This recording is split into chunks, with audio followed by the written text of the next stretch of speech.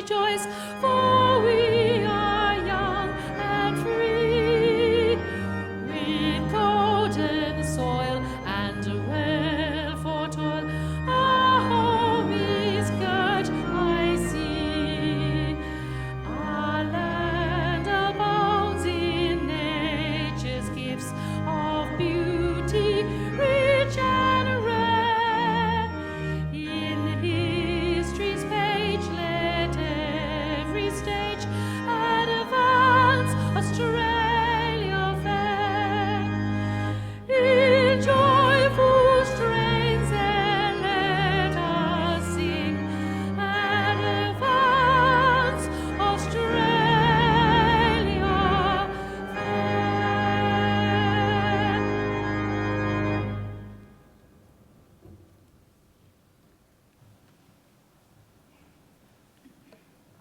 Please be seated.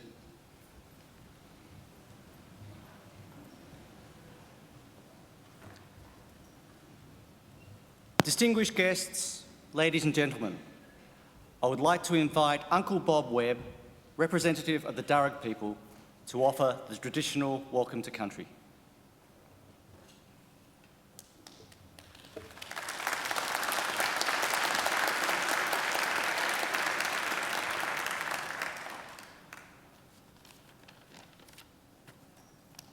Thank you. I would like to acknowledge the traditional custodians of the Macquarie University land on which we stand today, the Wadamagal clan of the Darug Nation, whose culture and customs have nurtured this land since the dream time. Their name means snapper fish, and the snapper fish is their totem. The Wadamagal clan survived for generations in a rich environment by fishing, feasting on shellfish, hunting birds, small animals. They also collected a variety of bush food as food was plentiful, and they also used the food for medicines and stuff like that. At first, the foreigners that arrived in boats were friendly, but things changed dramatically when the armed Marines built an earthwork fort at Parramatta. With this, the smallpox epidemic hit, wiping out a lot of the local Aboriginal populations. Others were driven out by the foreign settlers, but some survived and continue with their culture and tradition. The most famous person was Bennelong, who had thrown a spear at Governor Arthur Phillips and is known to be buried in the right area. On behalf of these people, their elders, both past and present and future, I would like to welcome you all to their land. So welcome, welcome, welcome. Thank you.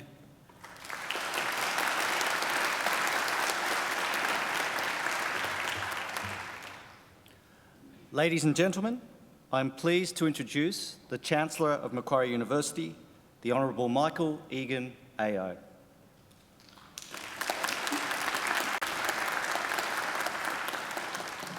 Thank you, Uncle Bob, for your welcome to country. Well, graduands, ladies and gentlemen, boys and girls. First, I want to thank all of you for coming. A graduation ceremony is an important celebration of achievement, the achievements of our graduands, of course, but also of the university. So it's very good that you're here, and I'm very grateful that you are. I also want to especially thank those of you who have brought children with you.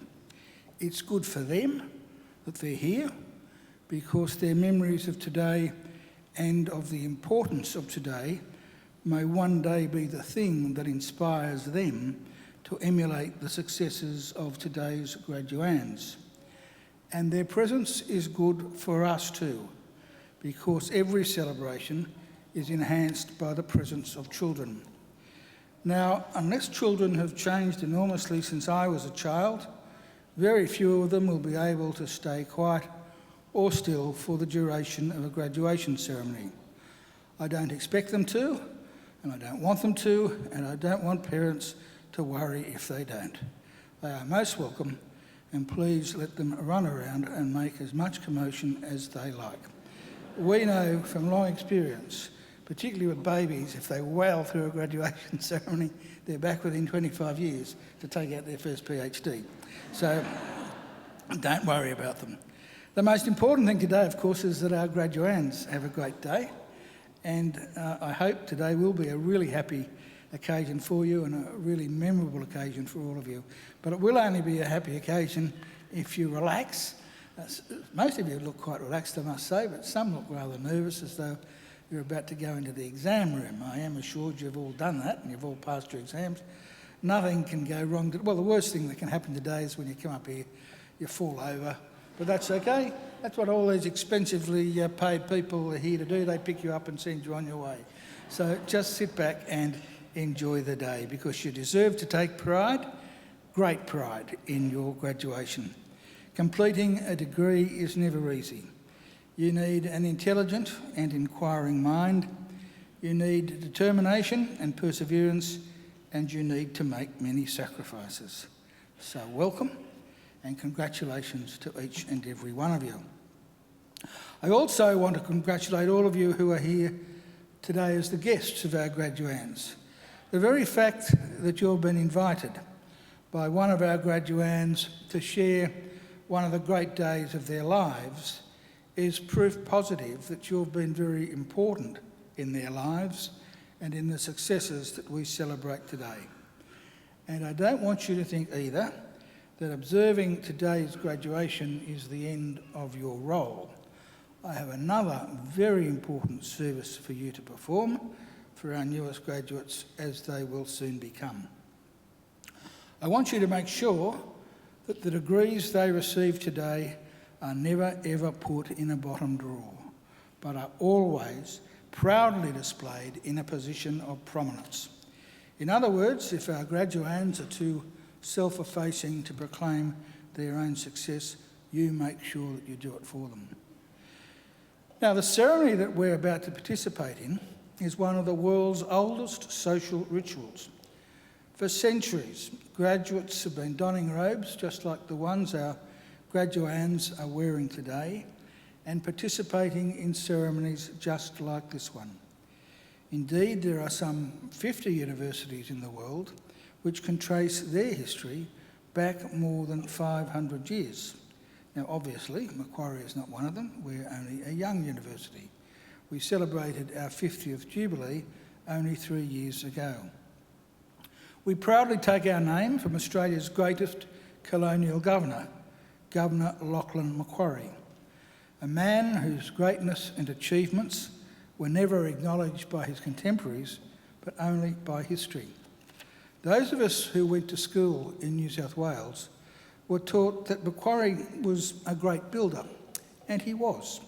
But his greatest legacy had nothing to do with bricks and mortar.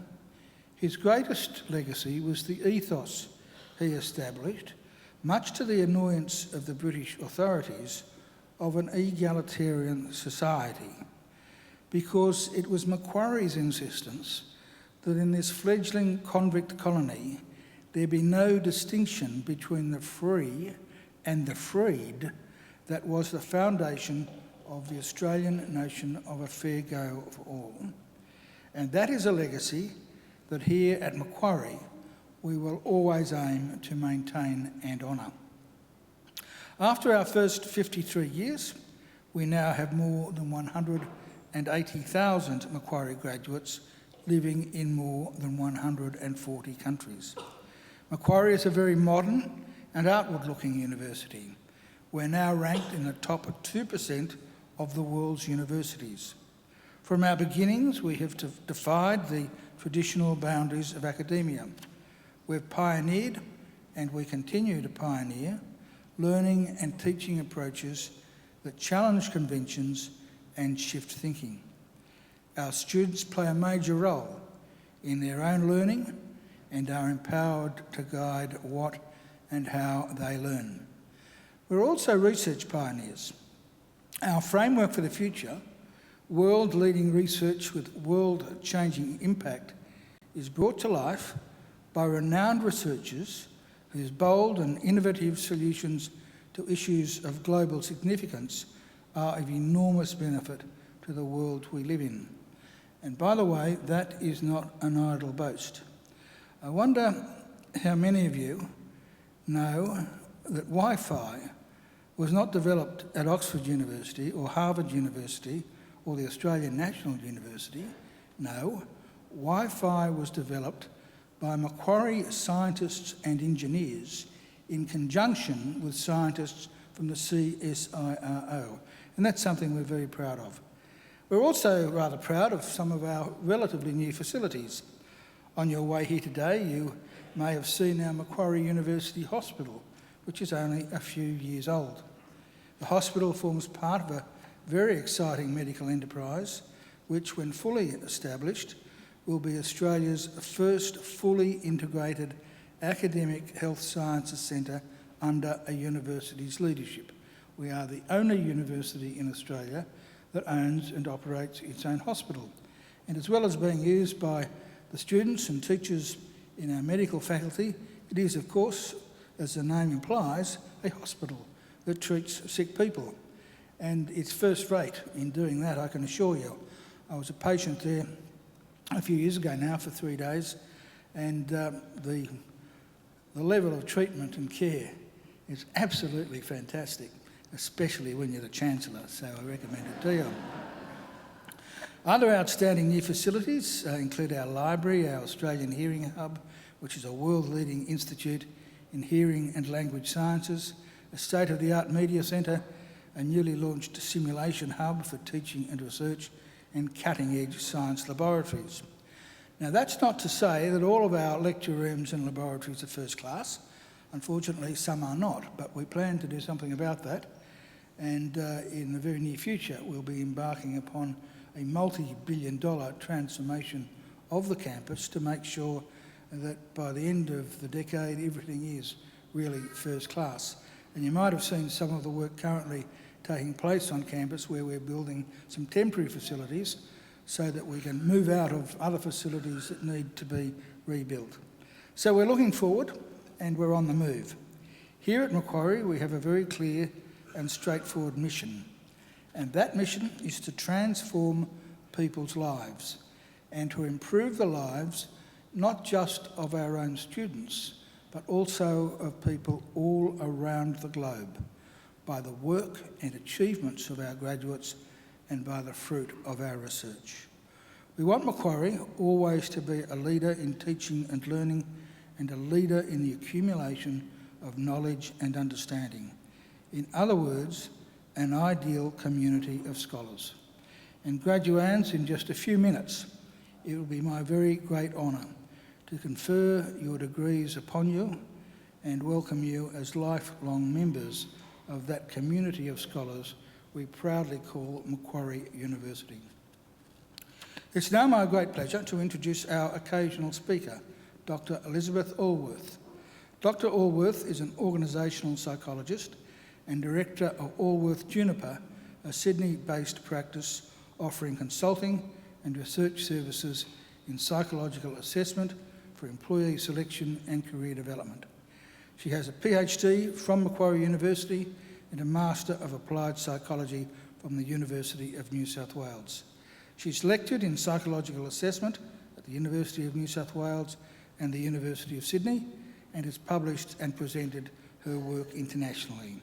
She's a Fellow of the Australian Psychological Society and remains actively involved in the Society's Ethical Guidelines Committee. She received the 2009 Elton Mayo Professional Practice Award for her contribution to the profession. I now invite Elizabeth to deliver the occasional address. Please join with me in welcoming Elizabeth Allworth.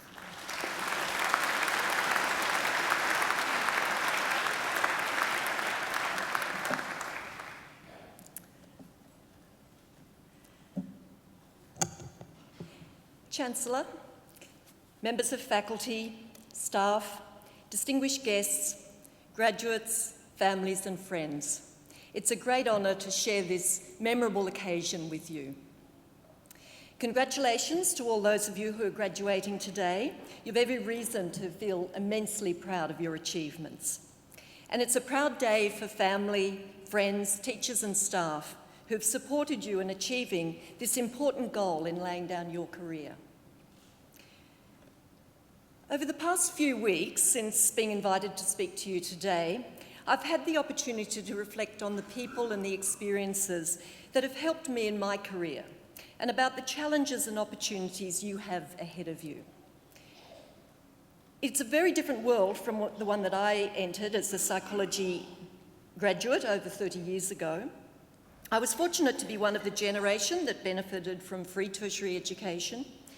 I graduated at a time in which you were pretty well assured of a job in your field upon stepping out of university. Many of you will have taken the next step in your career, whether it be finding work in your field or returning to university, but many others are still likely to be working that out. So despite what we hear frequently in the media about graduates failing to find work in their area and the loss of jobs in the future, I want to reassure you that you have chosen well. You've chosen well because graduates in human sciences find employment sooner than those in many other careers. You've chosen well because unlike many jobs and careers that are forecast to be obsolete in the next 20 years, psychology and cognitive science are unlikely to be on that list. And you've chosen well because human science has applications at all levels of society. We're a diverse profession, and that's our strength. And in that diversity lie the opportunities for you. You've also chosen well because we need you to tackle some big issues, some gaping flaws in our society.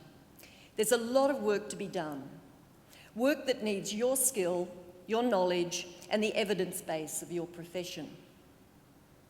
As a society, we could be doing better in many areas: access to services for mental health, eliminating domestic and institutional violence, closing the gap for our Indigenous people, and understanding the needs of our ageing population and those with disabilities. Australia has unacceptable rates of homelessness, bullying, and discrimination of all kinds. There's work to be done to build better organisations, develop more effective leaders, identify and foster talent, improve decision-making, manage the human-technology interface, and so on. You give me hope in all this. Your university education equips you well to enable advances in these areas. Your knowledge of research methods, your ability to think critically, your professional ethics, your conscientiousness and resilience, and your compassion will underpin your potential to make a difference throughout your career. So what have I learned along the way that may be useful advice for you in tackling these career challenges? The first thing I'd say is to know yourself and follow your passion, but be open to the unexpected twists and turns in your career path. Like most new students commencing an undergraduate degree in psychology, I thought I'd take a clinical path. That I ended up as an organisational psychologist is not at all what I would have expected. It took me a good 10 years of moving around, first in mental health, then work rehabilitation, and then studying some neuropsychology before I found my home as an organisational psychologist. It was a difficult transition because I felt I'd failed to be the helper that I'd aspired to be. But I recognised that what thrilled me most was the diagnostic process, researching, analysing, investigating. I looked up to my clinical psychology peers with great admiration, but I always felt insecure and anxious counselling clients through their personal problems. As an organisational psychologist, I found a place where I can use my analytical skills and bring psychology to work for the benefit of individuals and organisations in a way that best fits my personality. I found that I can be the helper I'd always wanted to be, but not in the way I'd anticipated. So be open to the unexpected, but don't stop until you find that place that inspires and motivates you. The second thing I'd say is to find and listen to the people in your professional field who understand you and who believe in you. Treasure those who see your potential and who are willing to give you the good, honest feedback and guidance. Find those whose professionalism, integrity, and friendship you value. I've been very fortunate in my life to have people who've been willing to put the mirror up to me and tell me as it is. It was Professor Beryl Hesketh who was founder of the Organisational Psychology Master's program here, who read me well. She understood me and she steered me towards organisational psychology. She's been a wonderful mentor and friend and exceedingly generous in her wisdom, guidance and support for a long time. I wonder where I would be without her. I've also been extraordinarily fortunate to have an amazing practice partner, Kate Juniper, also an organisational psychologist. When we set up practice together, we said, let's give it 5 years. This year we celebrated our 20th anniversary. But we didn't do it alone. For this, we're grateful to all those who have supported and barracked for us, particularly our peers in psychology, our team, and of course our families. We rarely succeed alone. We rely on each other. So get in and do the good work that our world needs you to do. Use those critical thinking abilities and stick to your evidence base. Keep learning. Show that resilience and commitment you've shown throughout your studies. Value your professional relationships and touch people with your kindness and your humanity. And may your dreams come true. I wish you all the very, very best as you take this next step in your career. Thank you.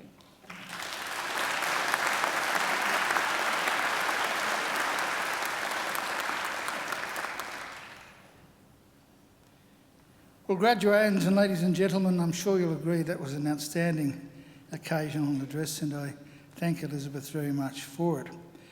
There are a couple of pieces of really good advice there. One was to be open to the unexpected twists and turns in your career. One thing you'll find throughout your career is that your career path is seldom a straight line. And don't worry about that, because you'll end up in all sorts of marvellous places, doing marvellous things that you probably haven't even considered or thought of now. And the other thing to remember is that none of us succeed alone. We all rely on others. And you shouldn't hesitate to reach out to others and build up that personal support that you need in life. I think Elizabeth deserves another great round of applause.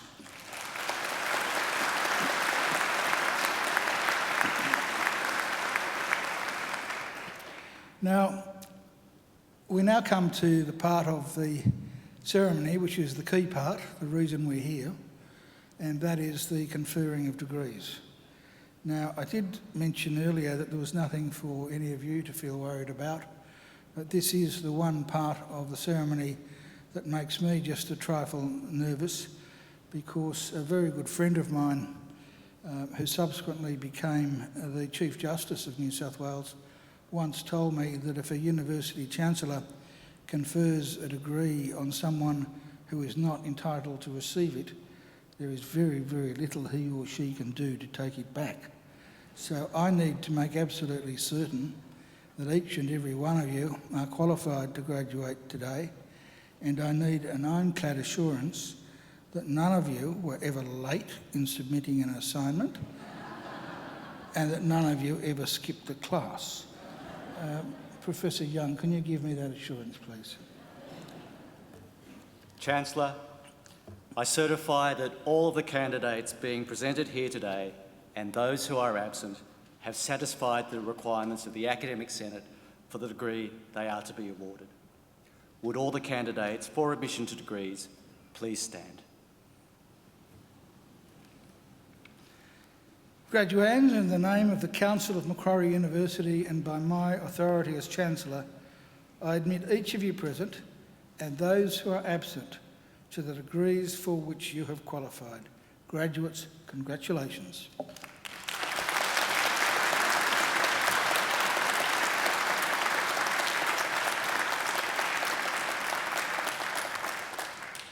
Will you please be seated?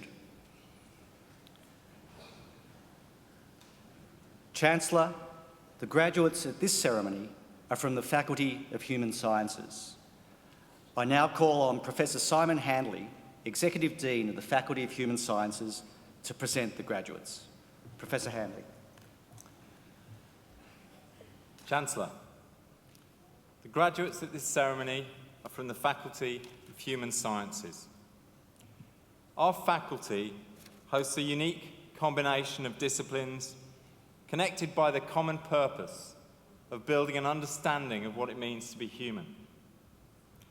Our departments of educational studies, psychology, cognitive science, and linguistics offer innovative and interdisciplinary teaching programs and research strengths in learning, behaviour, mind, and language.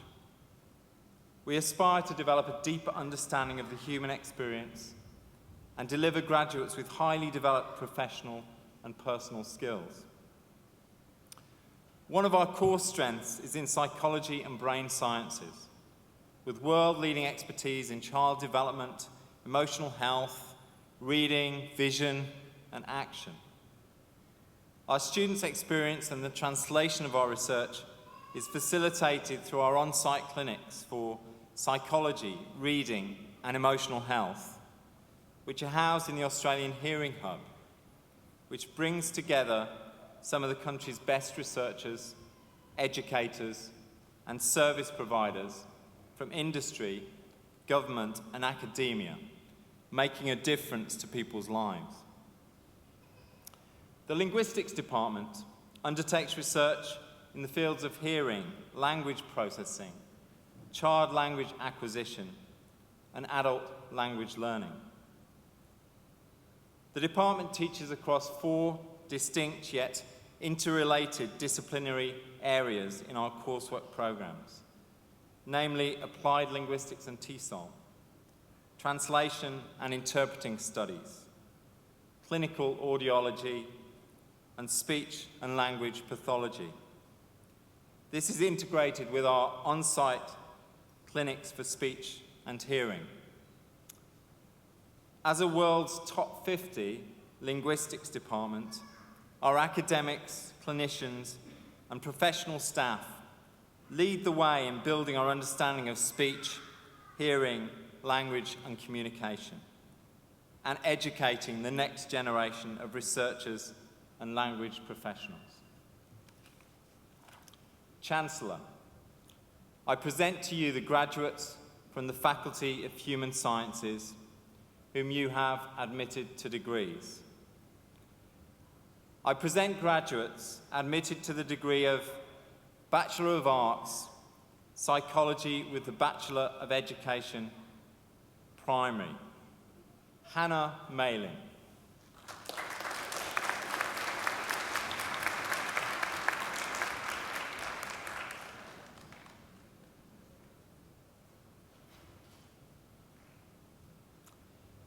Melissa Hoi Yan Mui.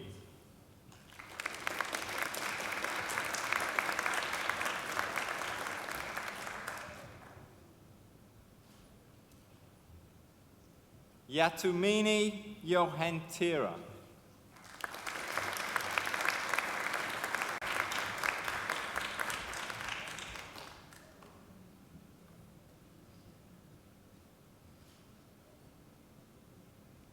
Chancellor, I present graduates admitted to the degree of Bachelor of Arts, Psychology with the Bachelor of Health.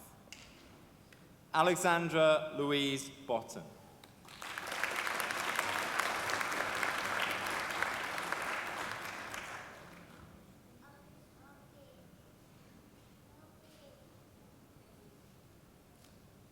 Claudia Stephanie Haining.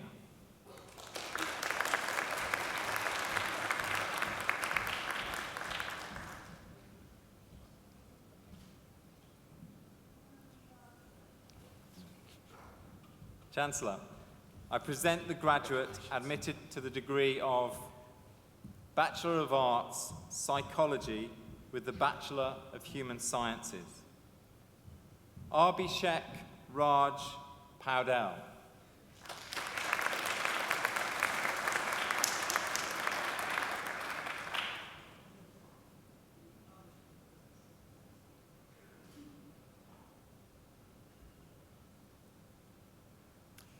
Chancellor, I present graduates admitted to the degree of Bachelor of Business Administration with the Bachelor of Arts, Psychology.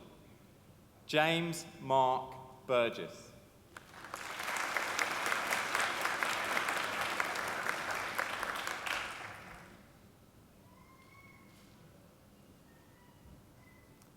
David Tan Dwi Do.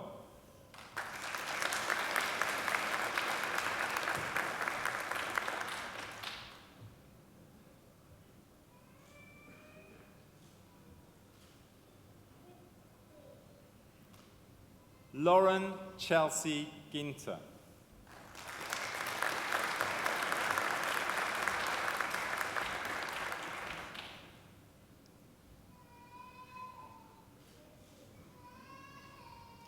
Chancellor, I present graduates admitted to the degree of Bachelor of Commerce with the Bachelor of Arts Psychology. Anne Louise Bennett.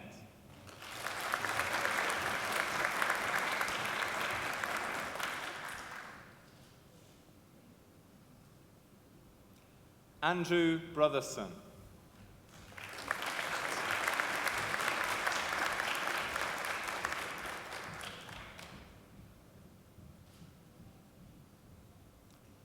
Natasha Klimowska.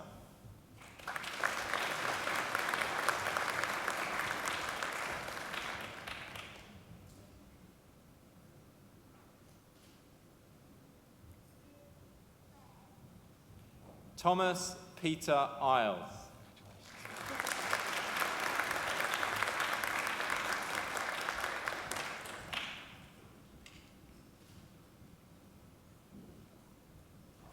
Anouk Caroline Calouf.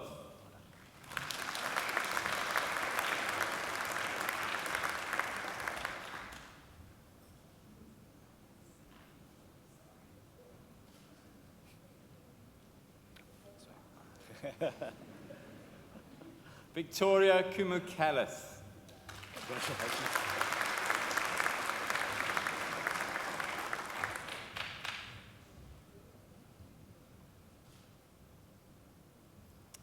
Michael Luongo.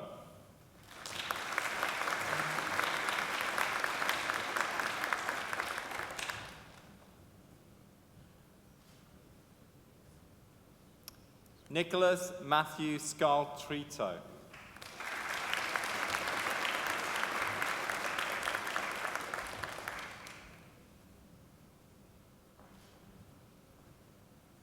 Lena Tahanian.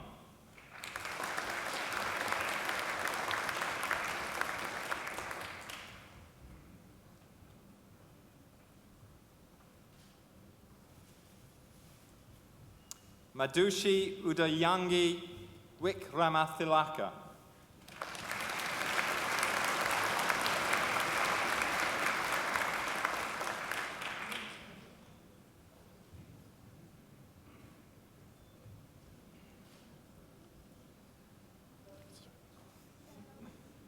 Daniel Wong.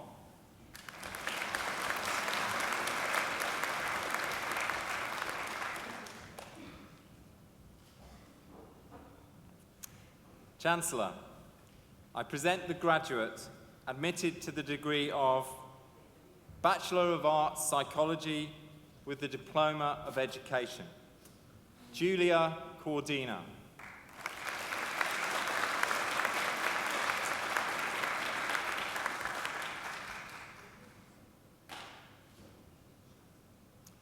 Chancellor, I present graduates admitted to the degree of Bachelor of Arts Psychology, Peter Mark Coverdale Brimfield.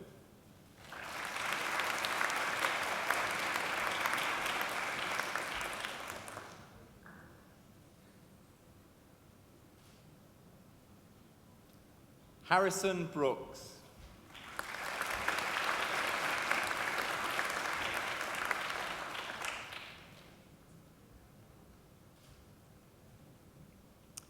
Annalise Cross.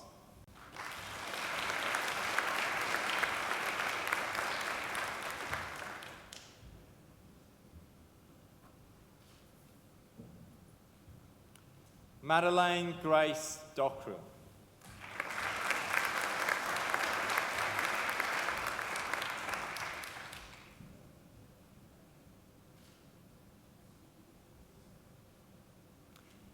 Nicholas Firth Panetta.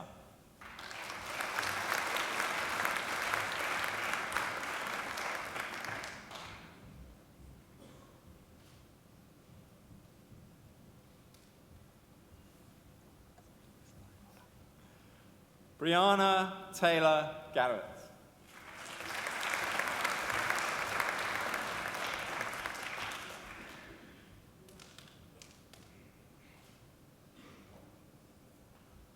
Jessica Eap.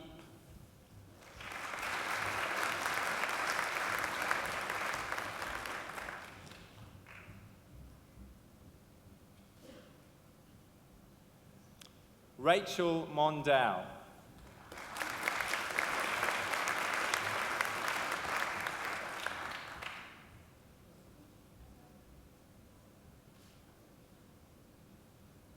Karina Pereira.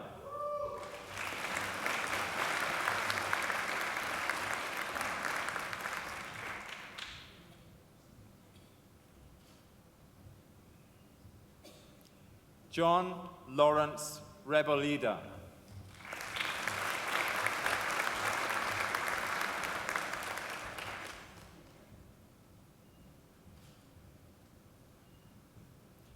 Brian Sanchez.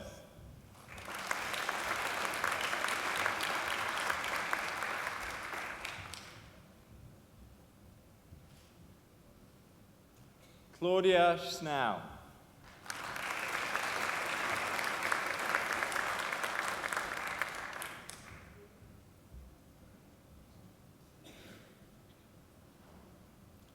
Caitlin Amanda Spencieri.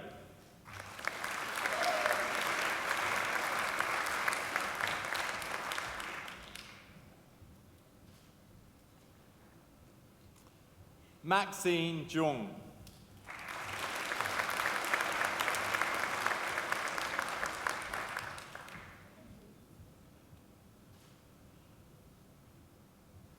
Chancellor, I present graduates admitted to the degree of Bachelor of Human Sciences.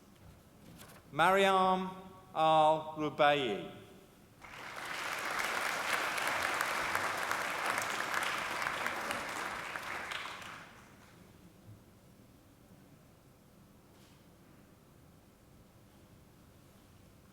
Anjali Devi Chetty.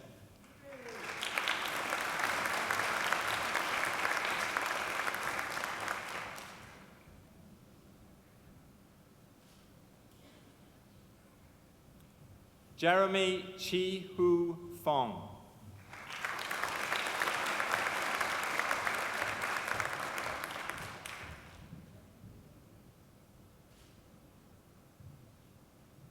Linley Claire Hurst.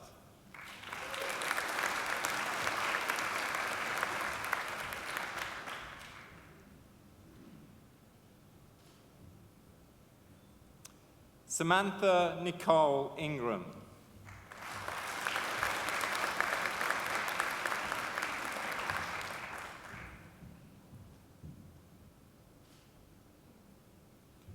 Jacinta Marama.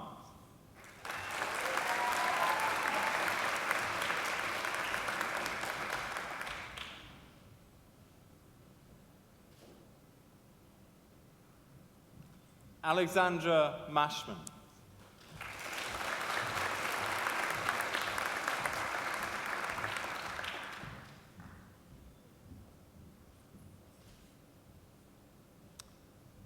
Rebecca Jean McMurdo.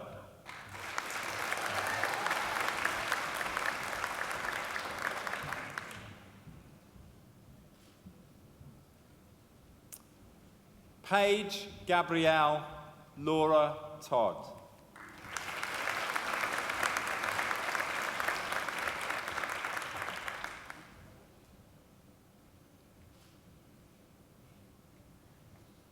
Yuet Louis Wah.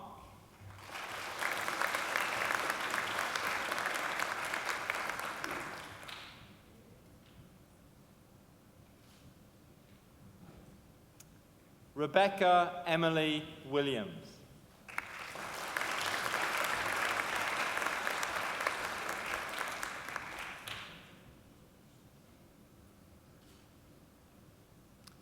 Jeffrey Wilson.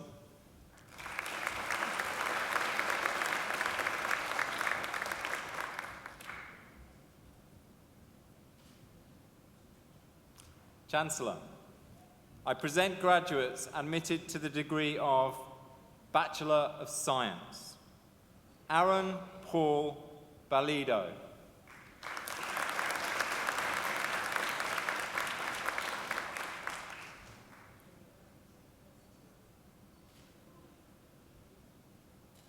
Kirsten Sigmund.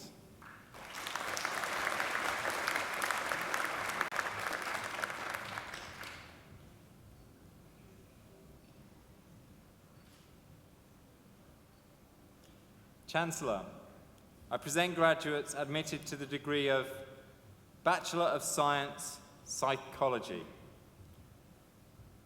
Rabia Farouze Ayhan.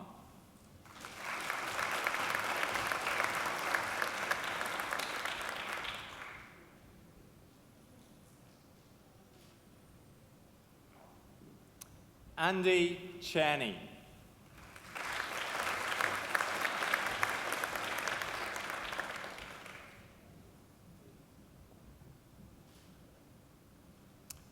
Hannah Dodd.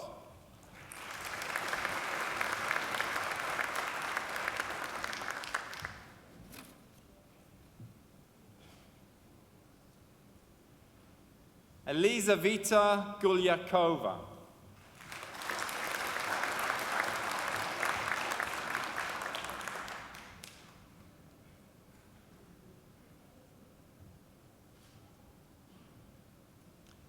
Jermaine Huang.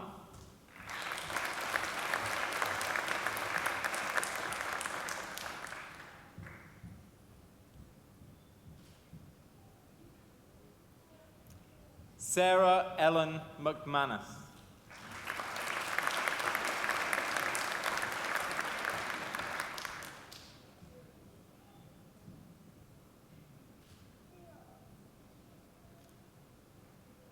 Kathleen Ann Perkis.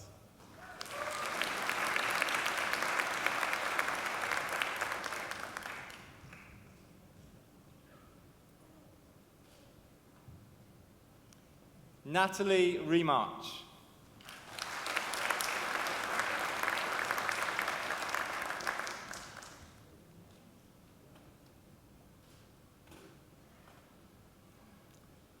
Paula Natalia Jia Ling Xiao.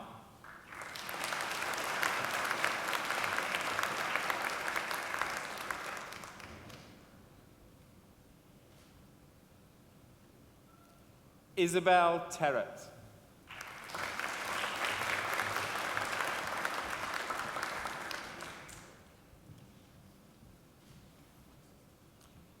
James Woodhouse.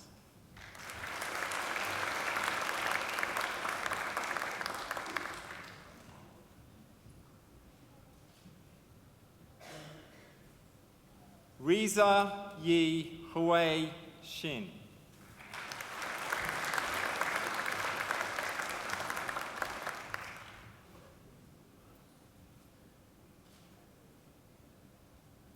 Chancellor, I present the graduate admitted to the degree of Bachelor of Social Science, Bronte Kathleen Cornwall.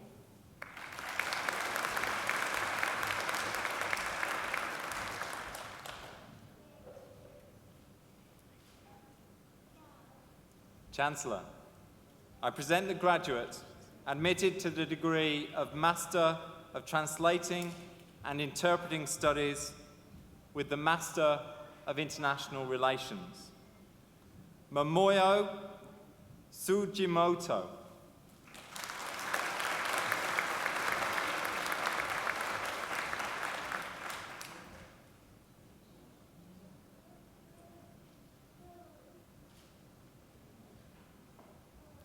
Chancellor, I present graduates admitted to the degree of Master of Advanced Translation and Interpreting Studies, Mei Li.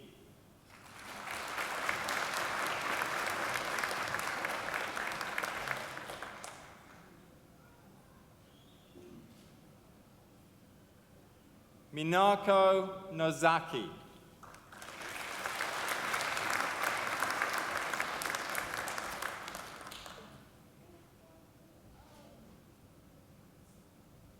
Min Tao.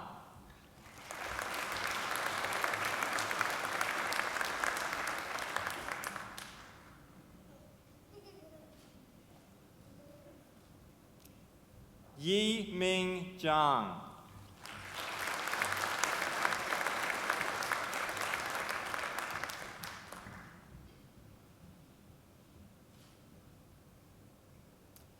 Chancellor, I present graduates admitted to the degree of Master of Clinical Neuropsychology.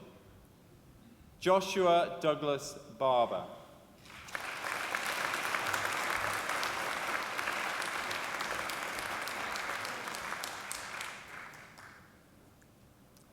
Zachary Stevens.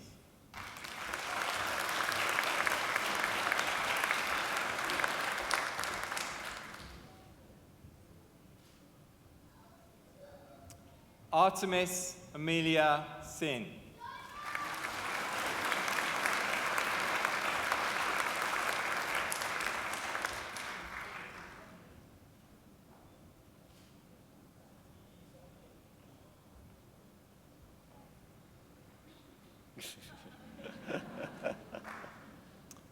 Chancellor, I present graduates admitted to the degree of Master of Clinical Psychology.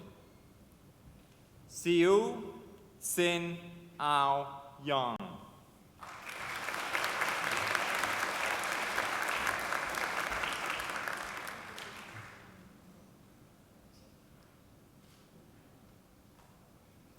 Anne Michelle Clark.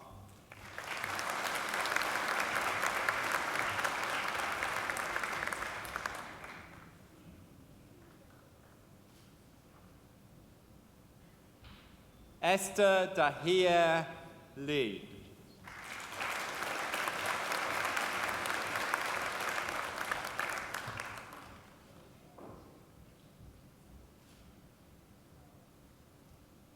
Debbie Elizabeth Phillips.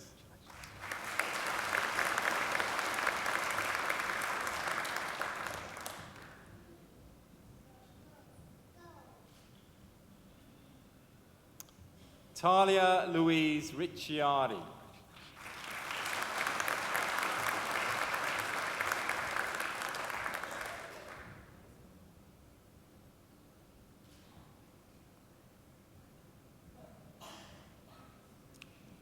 Susan Seif, who has been awarded the Vice-Chancellor's Commendation for Academic Excellence.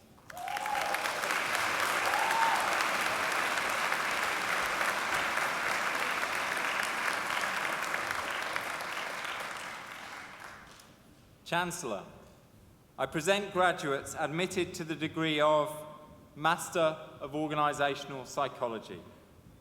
Nicholas Cherry.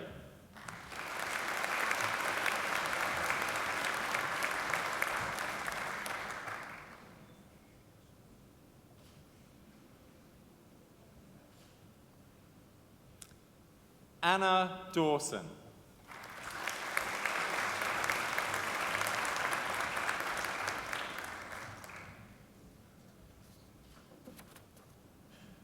Alistair Douglas Henry.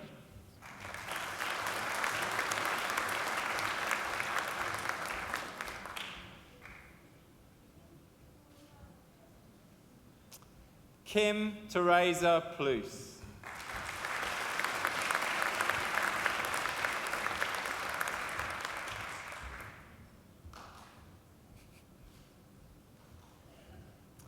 Ellen Suzanne Walker.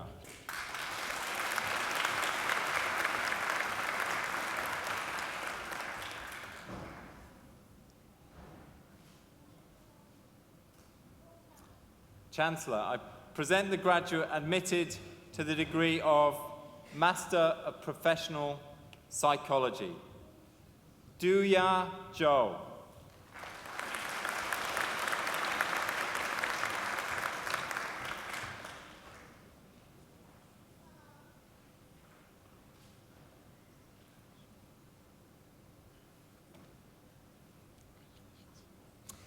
Chancellor, I present graduates admitted to the degree of Master of Translation and Interpreting Studies. Won Ju Chern.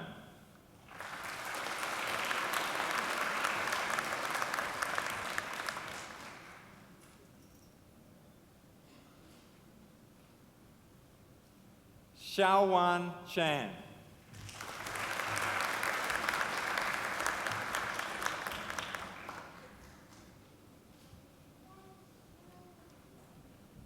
Yoon Chang.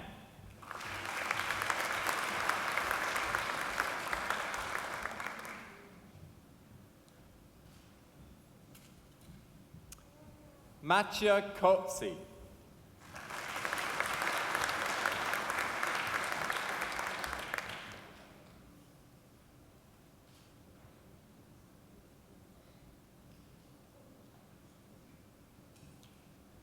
Ja Hyung Kim.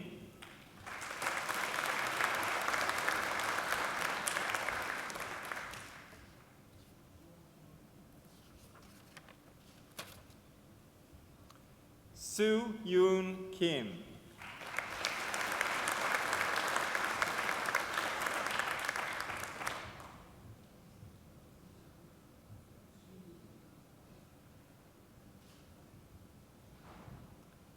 Alice Ying Lee.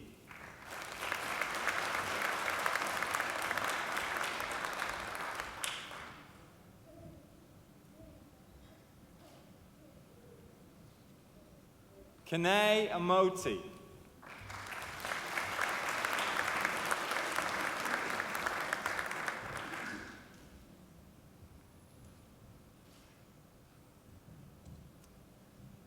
Sanjay Warren.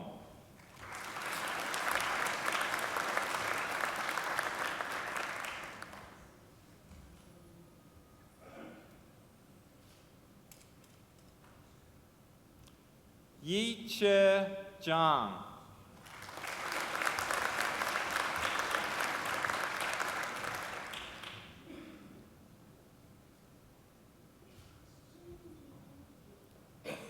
Min Hui Zhu.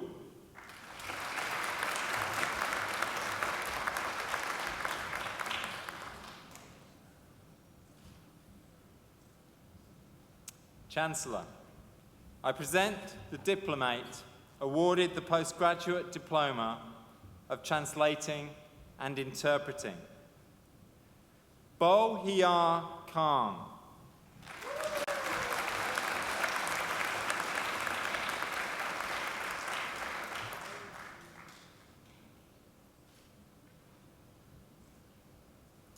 Chancellor, I present diplomates awarded the Graduate Diploma of Translating and Interpreting.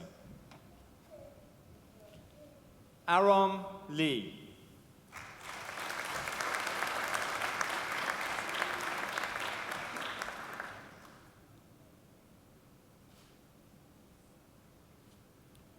Sei Yang Lu.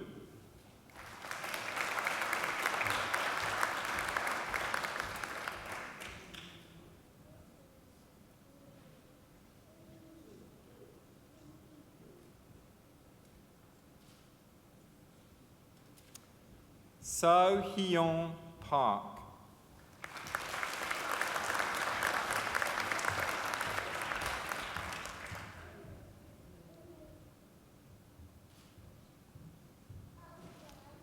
Yoon Jong So.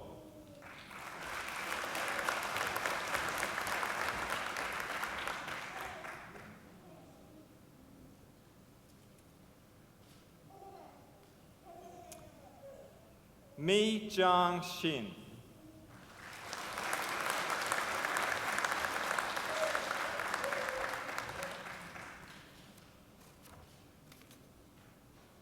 Xueshi Young.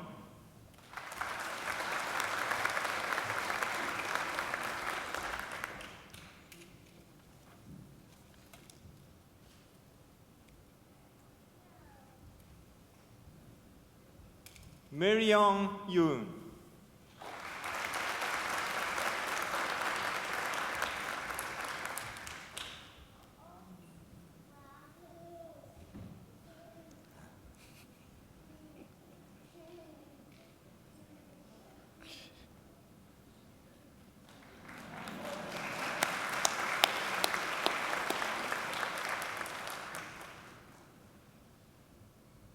Chancellor, I present graduates admitted to the degree of Master of Research.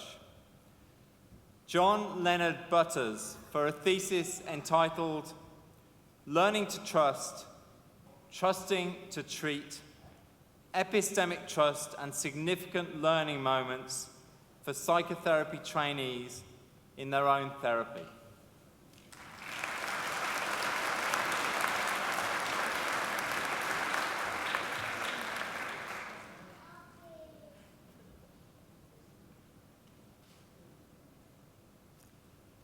Andrew Collins for a thesis entitled Texting, the Internet and Empathy, Generational Effects on Vicarious Emotion and Empathic Concern in Cue-Deficient Communication.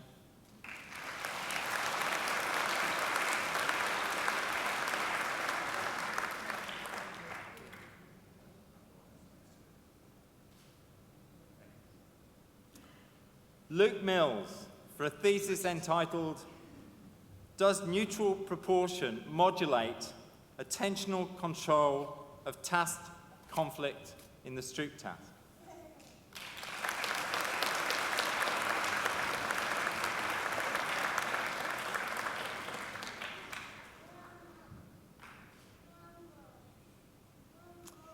Chancellor, I present the graduates admitted to the degree of Doctor of Philosophy with the Master of Clinical Neuropsychology.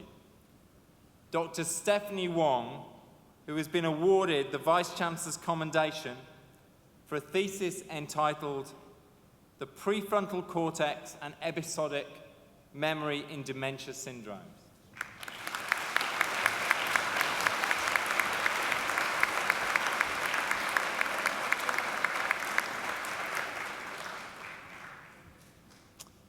Chancellor, I present the graduate admitted to the degree of Doctor of Philosophy with the Master of Clinical Psychology, Dr. Kim Woodward, for a thesis entitled Self-Body Relations, Attachment, Maladaptive Schemas, and Emotion Regulation in Eating Disturbances.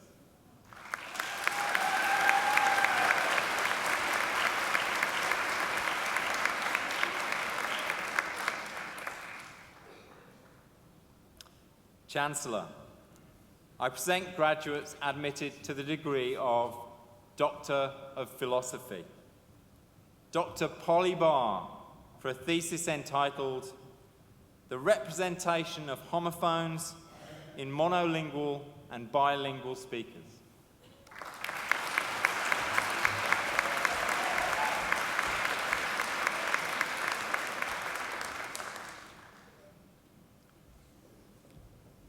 Dr. Piers Hollis Bale Smith, who has been awarded the Vice-Chancellor's Commendation for a thesis entitled Work Styles and Person-Environment Fit, Adjusting to Change as a Late Career Worker.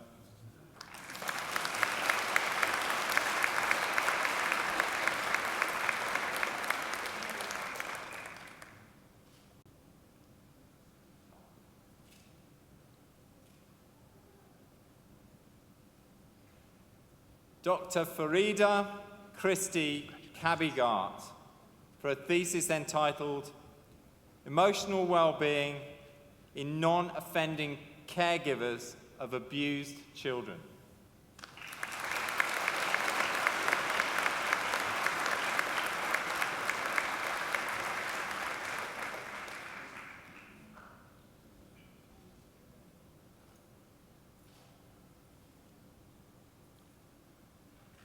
Dr. Susan Jean Ferguson for a thesis entitled Positive Aging, Views of the Past, Present, Future and Self, and their associations with well-being in later life.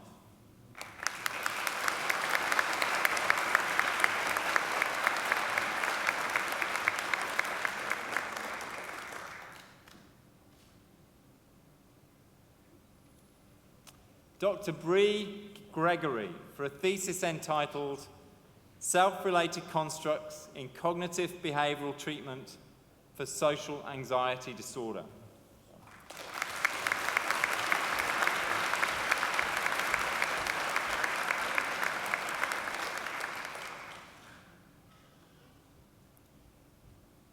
Dr. Tyle Grootverheer for a thesis entitled Beyond Brain Decoding, Methodological and Empirical Contributions to Brain Decoding Methods and their link to behaviour.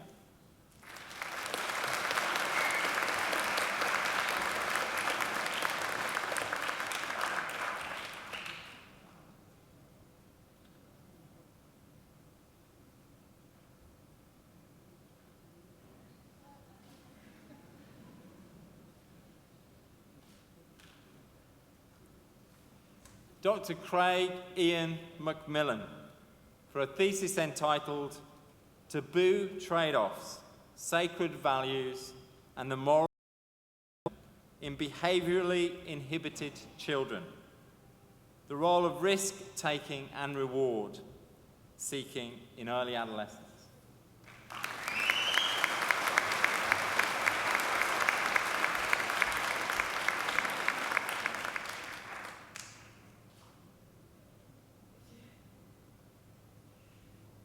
Dr. Katja Terra Numbers for a thesis entitled The Role of Stereotypes in Perceptions of Memory in Old Age.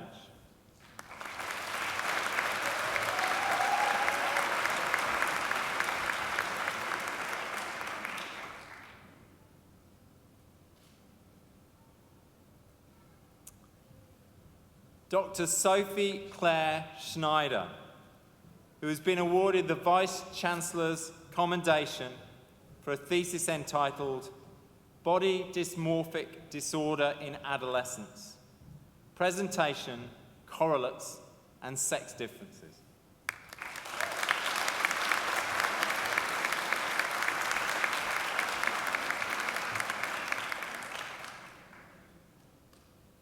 Chancellor, I present the graduate admitted to the degree of Doctor of Psychology, Organisational Psychology, Dr. Cecilia Elizabeth Herbert, for a thesis entitled Work and Babies, the Impact of Parenthood on Women's Work Engagement and Careers.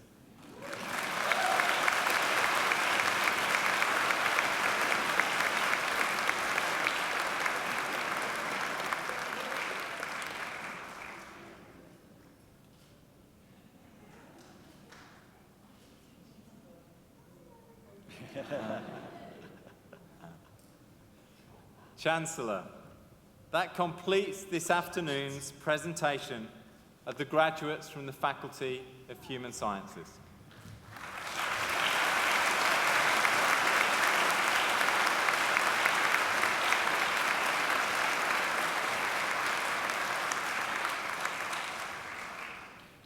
Chancellor, I call on Dr. Piers Hollis Bale-Smith, who has graduated today with a Doctor of Philosophy, to speak on behalf of the graduating group. Dr. Bale-Smith.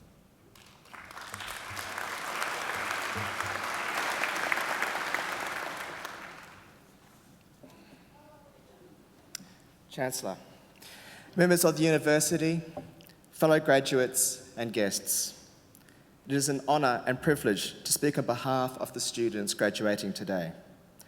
To graduate is no small feat, but reflects years of work. The degree in your hand signifies your dedication, hard work and persistence. And I know that for many here today, your journey has been filled with obstacles, challenges and loss, some greater than others. So today, let us be proud and celebrate what we have achieved here at Macquarie University. I'd like to take this time to reflect on three aspects of my time at Macquarie University. I hope that in part, I can speak to some of your experiences too. When I first enrolled in PSY 104, Introduction to Psychology, 12 long years ago, I had dreams of becoming a clinical psychologist.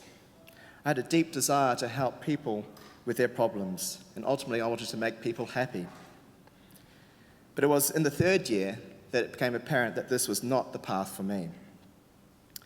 In class, the lecturer was telling us about several clinical situations a psychologist is likely to encounter. And she began to discuss a case regarding a client who was having marital problems. And then, in class, inexplicably, I just started crying. Hearing of the sadness and the abuse just broke something inside of me. And I knew then that this was not something for me. So whilst I've learnt many things at Macquarie University, the structure of the brain, what makes up a neuron, why I can only hold 7 numbers in my mind at once, what does it mean to be introverted or extroverted, why people steal stationery from work. Perhaps what I'm most struck by in these things that we have been taught and the experiences that we've had, they challenge and shape our worldview, how we see ourselves and the assumptions that we hold. Apart from the lessons learned, I'm also appreciative of the diverse community here at Macquarie University. One unique aspect of having such diversity on campus is that we have gotten to mix with people from different cultures, ages, and outlooks on life. Whether it's just someone you met on campus, in class, or someone you had to do a group assignment with, Macquarie University has afforded us with the opportunity to build friendships with those who we might not otherwise have associated with.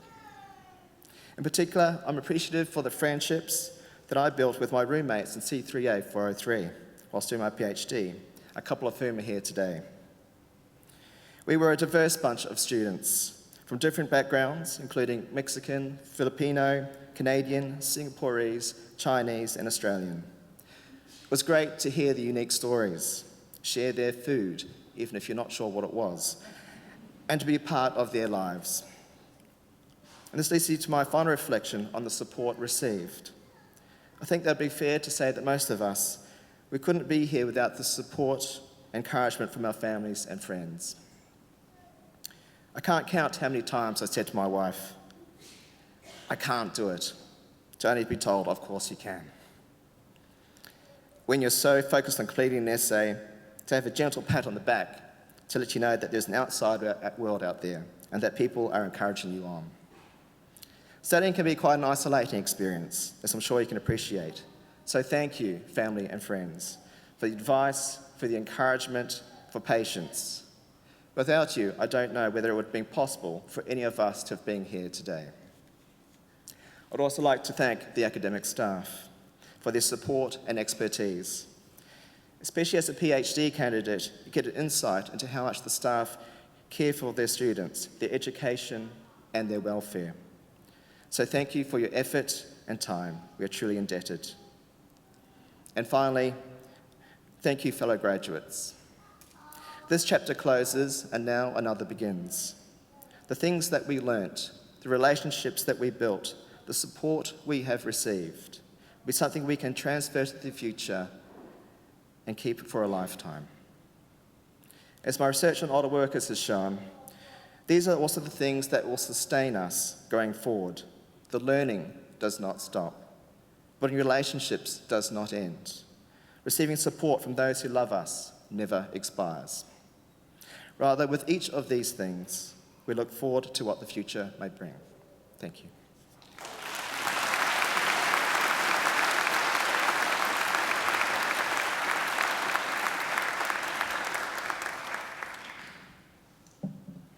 Well, congratulations, Piers, on a fine speech, but also on your doctorate of philosophy. From what you said, it sounds as though your wife and family deserve half the doctorate. They're down there, and I think they deserve a great round of applause.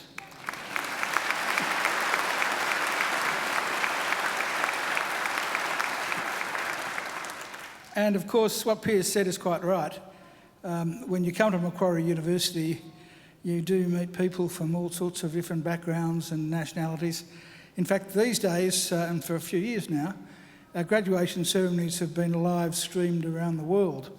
And just this week, I'll just quickly run through the number of countries that have tuned in to watch our graduation ceremonies.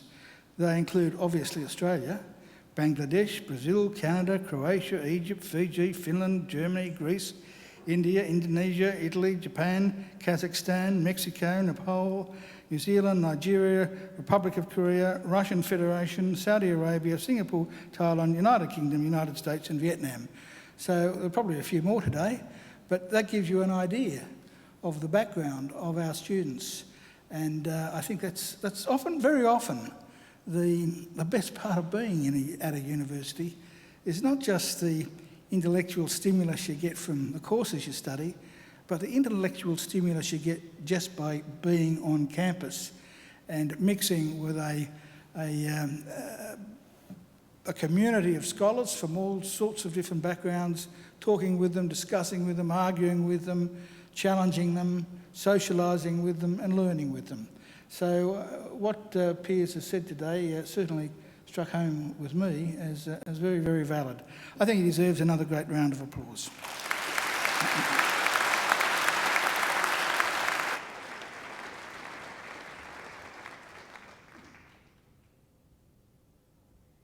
I don't feel nervous at all now knowing that this is being broadcast all over the world.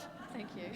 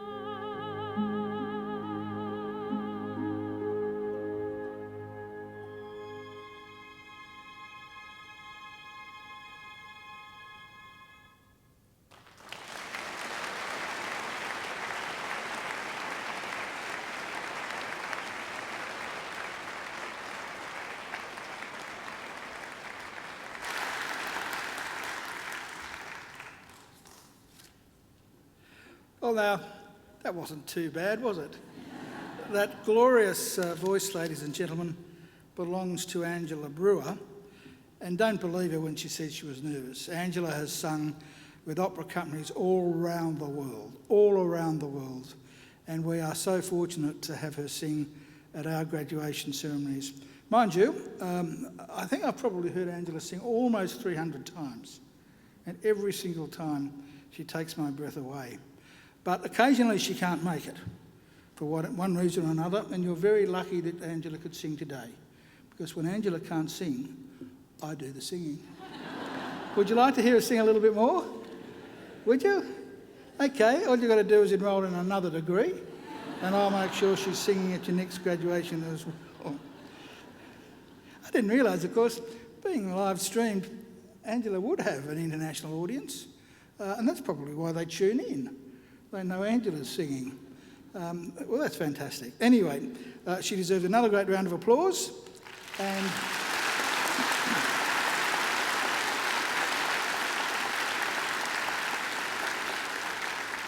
And so too does our organist, Dr. James Forsyth, over there.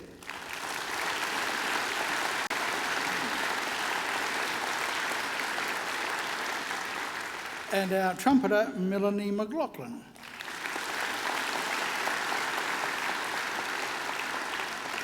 And sitting next to them on that side and also over here are some of our alumni volunteers who come along to make sure that your graduation runs smoothly.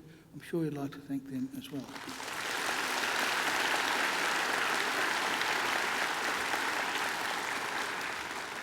And behind me on the stage are representatives of our academic community who also, of course, are vital, have been vital for your progress through Macquarie University, and I'm sure you'd like to put your hands together for them too.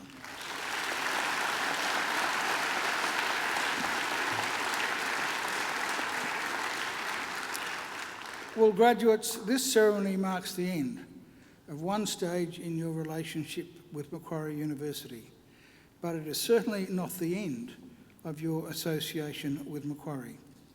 From today on, for the rest of your lives, you are part of the bigger Macquarie family, which is our alumni, and part of the network of 180,000 Macquarie alumni spanning the globe. We'll keep in touch with you through our alumni program, which is focused on lifelong learning, lifelong support, and lifelong connections. Our commitment to you is to help you keep in touch and engaged with Macquarie throughout your life.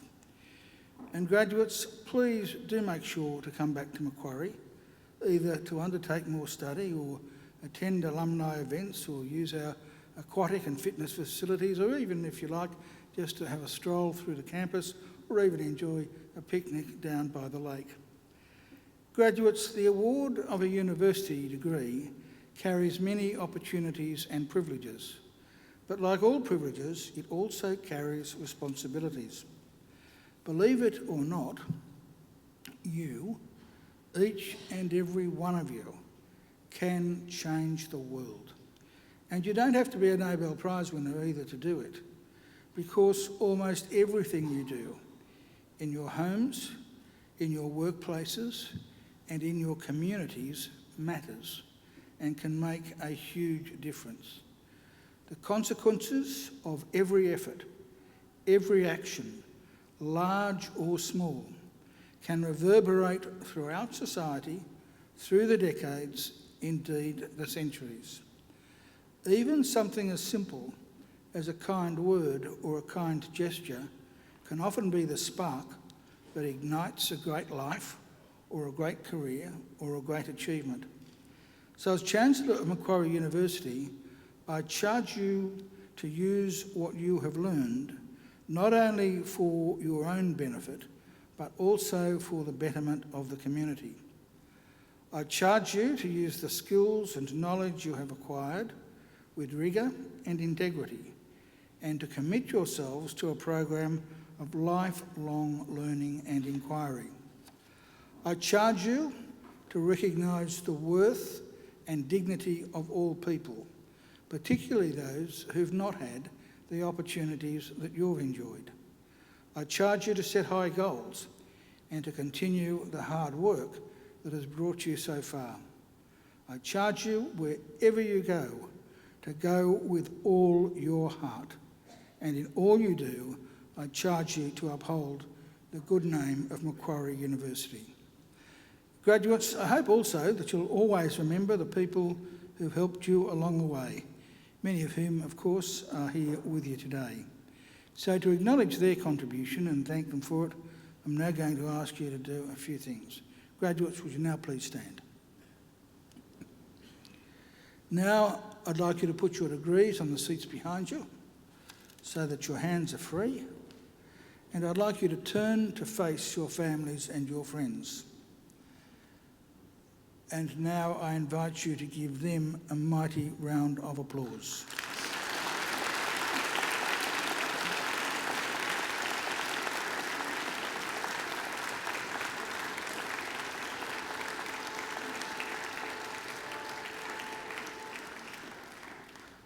Well, graduates can turn around, but don't sit down because we'll be leaving in just a moment. But I would urge you all to remember to pick up your degrees. It has been known that people leave them behind. That's no good. Now, ladies and gentlemen, in just a moment, I will be leading the official party out through the centre aisle and will be followed by the graduates. And then I would invite all of you to follow us down the centre aisle and in the procession that goes right down to the Macquarie, where I would invite you to stay and enjoy some light refreshments with us. Of course, we have refreshments for adults, and we also have refreshments for children, including ice cream and fairy floss, both blue and pink, and there's plenty left for the adults as well. So please join us. I'd invite everyone to now please stand and remain standing until the last graduate has processed out. Well, graduates, I wish you the very best for the future. And in the words of the old Irish blessing, may the road rise up to meet you. May the wind always be at your back. May the sun shine warm upon your face and rains fall soft upon your fields. And until we meet again, may God hold you in the palm of his hand. Graduates, good luck.